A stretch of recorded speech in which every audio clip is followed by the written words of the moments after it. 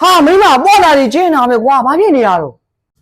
ဘာမှမဖြစ်ပါဘူးယောက်ျားရဲ့ကျမရောကလေးရောနေမကောင်းဘူးဖြစ်နေတာကလေးကလည်းညှိနာယောက်ျားရဲ့ဟောအေးမင်းမလမ်းကောင်တီးတော့အိတ်လိုက်ကလေးယောက်ျားထိမ့်မိမယ်နော်တားလာ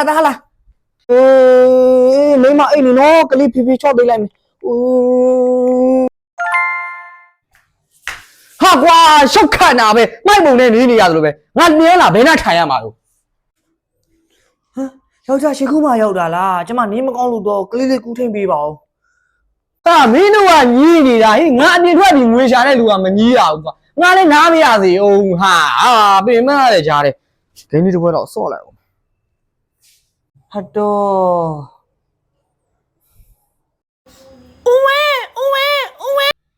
ဟာမင်းတို့ကလည်းစူးညံဖို့ကနာပဲကွာငါမမြတ်လှုပ်သွားရအောင်ပါဟာတော့မင်းတို့ပြင်ထွက်နေငါအိတ်လိုက်အောင်မယ်ကျမလည်းထိတ်နေတာပဲတော့နေမကောင်းရဲ့ကြီးနေ